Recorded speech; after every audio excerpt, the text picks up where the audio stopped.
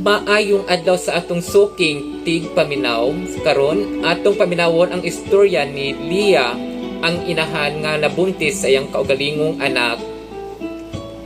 Maayong gabi, DJ Kyle. Itago lang ko sa pangalang Leah. Wala ko kabalo kung giunsa nako pag-abot ning sitwasyon na. Pero ako ning ipagawas kay hapit ako mabuang sa kasakit. Basi na akay tambag para nako kay naglibog na jud ko kung unsaon ako pag-atubang aning problemaha. 20 years ago nanganak ko sa akong anak nga akong gipanganlan og Marco. Bugto ra siyang anak ug ako ra jud ang nagpadako niya sukad sa pagkabata. DJ Kyle, wala ko'y banaw, wala ko'y laing kasandigan kundi ang ako rang kaugalingon. Ako siyang gitudloan sa matarong, ako siyang gitatiman o gihigugma. Siya ang akong kinabuhi o siya ang akong kalibutan, DJ Kyle. Pagdako niya, DJ Kyle, nakakita nako nga protective siya kaayo nako. Sige ko niya ginabantayan. Sa balay siya ang magluto, siya ang maglimpyo. Og dili siya musugot nga ana ako'y bugat nga buhaton. Labi na kung na ako'y kaklos nga laing lalaki. Murag dili siya ganahan, murag siyag uyab kung mutan-aw nako. Murag siyag ba na kung mag-atiman pero giisip ra nako nga norma rani. Kay basin palangga lang jud niya ako isip iyang inahan. Pero DJ Kyle, unsa ka gabiin natuman ang pinakalisod nga panghitabo sa akong kinabuhi. Naagto nga gabi iniuli siya nga hubog, nakikinom siya iyang mga amigo kay birthday sa usa ka barkada. Ug pag-abot niya sa balay, hubog kaayo siya. Naglisod og lakaw, naguol kaayo ko og akong gidala siya sa iyang kwarto. Ug nikalit siya og ingon nga, "Ma, love kaayot nako." Ingon pa niya samtang ako giagak.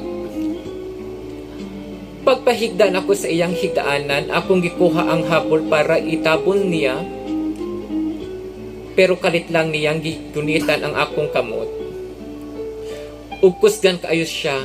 Wala pa ko kasabot, nagkatawa pa siya og iya kong gikakos og maayo.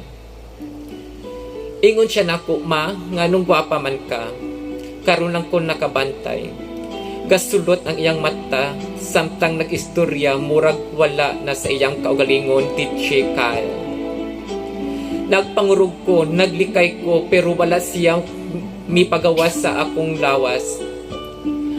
"Marco, inahan ko nimo, buhii ko." Nagpanik ko, naghupaw, nagpakitabang pero walay nakadungog nako. Kami lang duha sa balay. Dili ko kasabot ni Chikal ngano siya pa ang nibuhat ni ini. Dili nako kinahanglan isaysay pa ang sunod na hitabo. Ang akong kaugalingong anak, ang akong gihigugma, ang nakahimo og dakong kasakit nako. Pagkabuntag murag walay nahitabo. Nagmata siyang nang limpyo, mura lang og usa ka normal nga adlaw.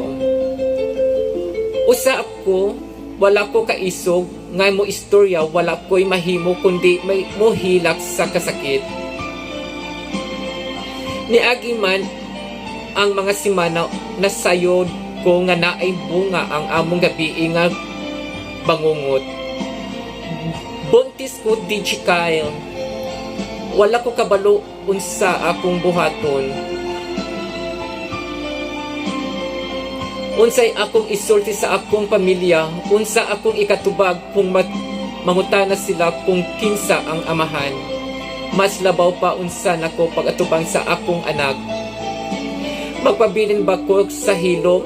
Magpakainahan ba gihapon ko nga mura walay nahitabo o dapat nako siyang isumbong? Pero kung isumbong nako siya, duhaming maguba og maulawan. DJ Kyle, unsay buhaton ako, taga ikog tambag kay mura nako malumos sa akong kaugalingong luha. nagpakiluoy diya